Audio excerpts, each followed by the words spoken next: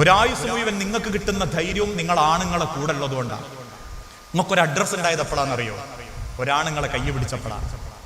ഇപ്പോഴും കല്യാണം കഴിയാതെ 35, 40 വയസ്സുള്ള പെൺകുട്ടികൾ നെഞ്ചുപൊട്ടി സങ്കടപ്പെട്ട് ജീവിക്കുമ്പോ 4 ആളെ മുൻപിൽ തലയുയർത്തിയിട്ട് നടക്കാൻ പറ്റുന്ന എന്തുകൊണ്ടാണെന്നറിയോ? നിങ്ങൾക്കൊരാണ് കൈ തന്നതുകൊണ്ടാണ്. ആ ആണ് അവൻ പോലും അറിയാതെ ജീവിക്കുന്ന ഒരുകലിന് അവൻ നിങ്ങൾക്ക് തരുന്ന തണലാ നിങ്ങളുടെ സമാധാനം. ഓരോ ആണുങ്ങൾക്കും വിഷമുണ്ട്, ഓരോ ആണുങ്ങൾക്ക് ഒരുപാട് സങ്കടങ്ങളുണ്ട്. അതൊക്കെ അറിയാനും ചോദിക്കാനുമുള്ള സമയങ്ങളും കണ്ടെത്തണം. ആവശ്യങ്ങളും പരാതികളും നിരത്തുന്നതിൻ്റെ ഇടയ്ക്ക് അയാളെ കൂടെ ഇരുന്നിട്ട് അയാളെ സങ്കടങ്ങൾ അറിയാൻ ശ്രമിക്കണം. നെഞ്ചോട് ചേർത്ത് പിടിച്ചില്ലേ, സ്ത്രീകളിൽ ഏറ്റവും നല്ലവർ കെട്ടിയ ഭർത്താവിനെ അംഗീകരിക്കുകയും അനുസരിക്കുകയും അയാൾക്ക് അർഹതപ്പെട്ടത് അയാൾക്ക് മാത്രം കൊടുക്കുകയും ചെയ്യുന്ന പെണ്ണുങ്ങളാണ്, ഭാര്യമാരാ. അവളെ മുഖത്തോക്കിയിട്ട് അവൻ പടച്ചോനോട് പറയും, അവളിന്റെ ഒരു സൗഭാഗ്യമായിരുന്നു റബ്ബേ എന്ന് പറഞ്ഞിട്ടുണ്ട്. ഇപ്പോഴും ചില ഭർത്താക്കന്മാര് ഭാര്യമാരെ പറ്റി പറയുമ്പോഴേക്കും കരയുന്നത് ഞാൻ കണ്ടിട്ടുണ്ട്. അവളെപ്പോലൊരു പെണ്ണിന് എനിക്ക് ദുനിയാവിൽ എനിക്ക് കിട്ടൂല എന്ന് പറഞ്ഞ് നെഞ്ചു പൊട്ടുന്നവരെ ഞാൻ കണ്ടിട്ടുണ്ട്.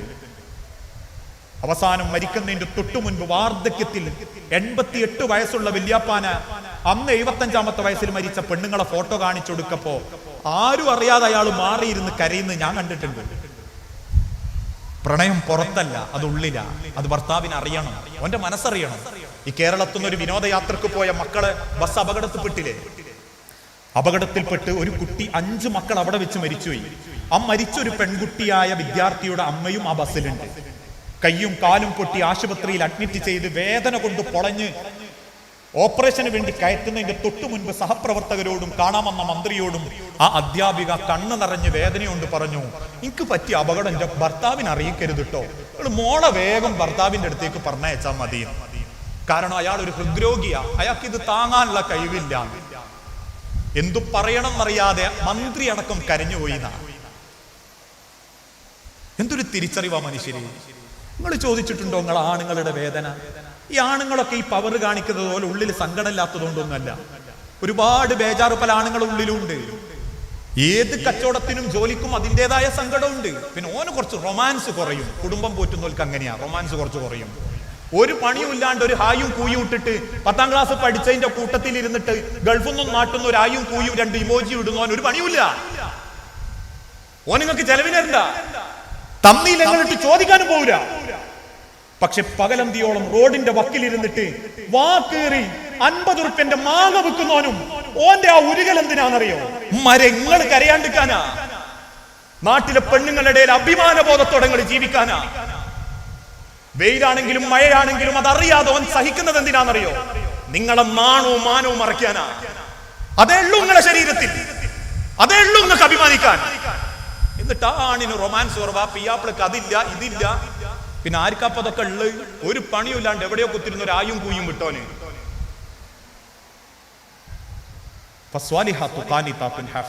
കാലം വളരെ മോശമായിക്കൊണ്ടിരിക്കുക. നമ്മൾ കൈ കാണുന്നില്ലേ?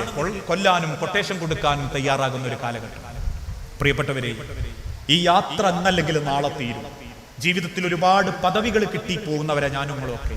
കുറെ കാലം ഞാനൊരു മോനായിരുന്നു, പിന്നെ ഞാനൊരു ഭർത്താവായി, ഇപ്പൊ ഞാനൊരു വാപ്പയാ, അതോടൊപ്പം ആങ്ങളെയാ, ഏട്ടനാ, മറ്റൊരു കുടുംബത്തിലെ പ്രതീക്ഷയായ ഒരു ഭർത്താവാ, പിയാപ്പിളയാ. നാളെ ഞാൻ വല്യാപ്പയാവും.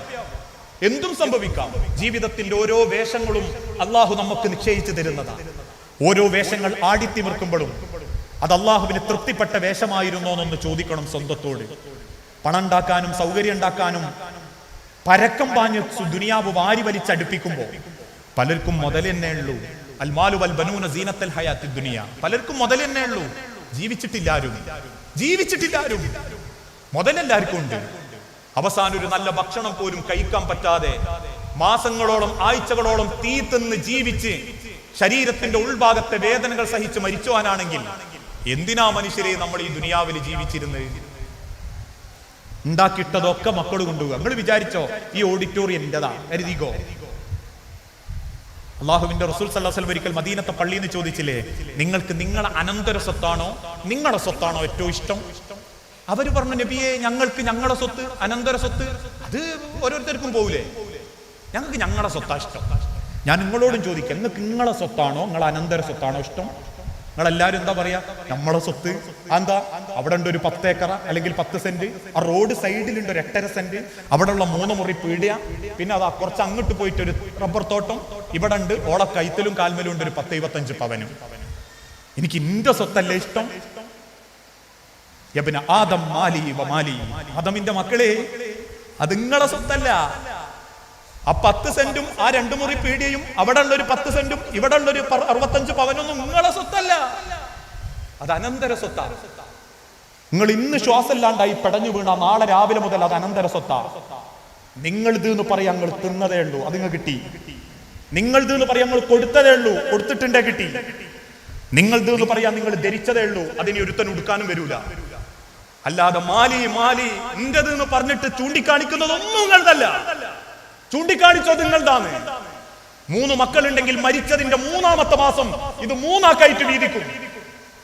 ഇത് അനന്തര സ്വത്താ. ശ്വാസം നിലങ്ങുന്നത് വരെ മാത്രം നിങ്ങളുടേതെന്ന് അവകാശപ്പെടാനുള്ള അവസരമേ ഉള്ളൂ. അതുകൊണ്ട് മരണം തേടിയെത്തുന്ന ഒരു സെക്കൻഡിലേക്കുള്ള യാത്രയിലാണ് ഞാനും നിങ്ങളും. അതെവിടെയോ നിങ്ങളെ കാത്തു നിൽക്കുന്നുണ്ട്. ആ സെക്കൻഡിൽ നിങ്ങളെ അത് കൊണ്ടുപോവുകയും ചെയ്യും. നമ്മൾ പറയല്ലേ മരിക്കാനോ ഗൾഫ് പോയതാണ്? അല്ല, ഓന്റെ റബ്ബ് നിശ്ചയിച്ചത് അവിടെയാ. അവിടെ ഓൻ എത്തിപ്പെടും, ഞാനും എത്തിപ്പെടും. ആ സെക്കൻഡിലേക്കുള്ള യാത്രയിൽ ആ ഒരു മരണം നിങ്ങളെയും കാത്തു നിൽക്കുമ്പോൾ ആ മരണത്തിന്റെ രംഗത്തെ പോലും പടച്ചറബ് വിശദീകരിച്ചിട്ടുണ്ട്. അള്ളാഹുവിന്റെ മലക്കുൽ മൗത്ത് വന്ന് നമ്മൾ ആത്മാവിനെയും പിടിച്ച് തിരിച്ചു പോകുന്ന സമയം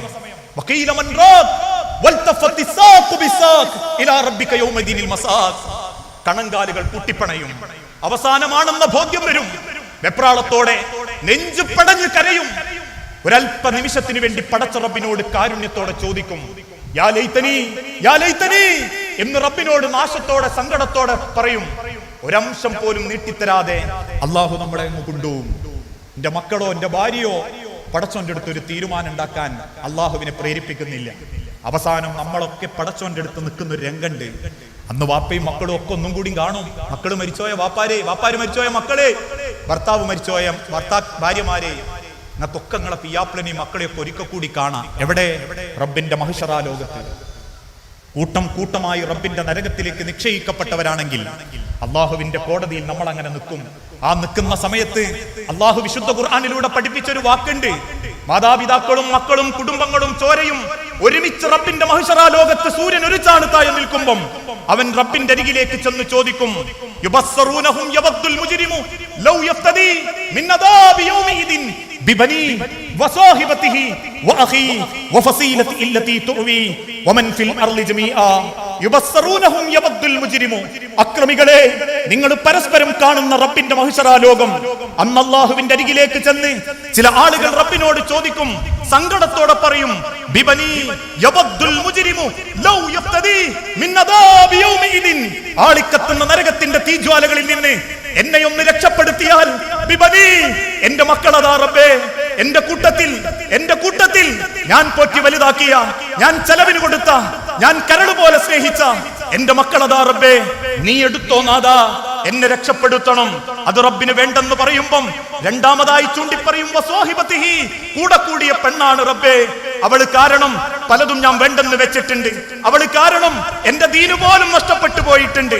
അവള് പറയും, നാദാ അവൻ കാരണം എന്റെ ദീന് നഷ്ടപ്പെട്ടിട്ടുണ്ട്, അതുകൊണ്ട് റബ്ബേ അവനെ നീ എടുത്തോ, നീ ഒന്ന് രക്ഷപ്പെടുത്തിത്താ. അതും അള്ളാഹ്ക്ക് വേണ്ട. അപ്പൊ പറയും, അഹീ എന്റെ കാരണവന്മാരാ റബ്ബേ, എന്റെ കാരണവന്മാര്, തണ്ടും തടിയുള്ള എന്റെ കാരണവന്മാര്, എന്റെ ചോരയാ റബ്ബേ, അവരെങ്ങി എടുത്തോ, എന്നിട്ട് ഇനി ഒന്ന് രക്ഷപ്പെടുത്തും. അതും അള്ളാഹ്ക്ക് വേണ്ട. അവസാന ഒരു ചോദ്യമുണ്ട്, വമൻ ഫിൽ അർളി ജമീഅ, ഭൂമിയിൽ എന്ത് തന്നാലാ റബ്ബേ ഇന്നെ ഒന്ന് കഴിച്ചിലാക്കുക. അള്ളാഹ് പരിഹാസത്തോടെ പറയും, പടച്ചോന്റെ ഭൂമിയെ പടച്ചോന് വിലടുന്നോ? അള്ളാന്റെ ഭൂമിക്ക് ഇനി അള്ളാഹ്ക്ക് വിലടുന്നോ? അള്ളാന്റെതല്ലേ ഭൂമി. അവസാനം പടച്ചോന്റെ അടുത്തേക്ക് തന്നെയല്ലേ ഇതൊക്കെ മടങ്ങുന്നു. എന്റേത് എന്ന് പറയാൻ ദുനിയാവിൽ എന്താ? ഒരു പറമ്പ് ഉണ്ടാക്കിയില്ല, ഒരു മണ്ണിന്റെ തരി ഞാൻ ഉണ്ടാക്കിയില്ല, ഇതൊക്കെ പടച്ചോണ്ടാക്കിയിട്ട് തന്നെയാണ്. ആ മണ്ണ് കാണിച്ചിട്ട് ഇന്നോട് വില പേശുന്നു. കല്ലാ ഇന്നഹാ ലളാ നസാതൻ ലിശവാ തദൂമൻ അദ്ബറ വതവല്ലാ. ആളിക്കത്തുന്ന അഗ്നിയെ ചൂണ്ടിയിട്ട് റബ്ബ് പറയും, ഇന്നഹാ ലളാ, എനക്കുള്ളതാ, ഇനി മിണ്ടരുത്, എന്റെ സമയം കഴിഞ്ഞതാ,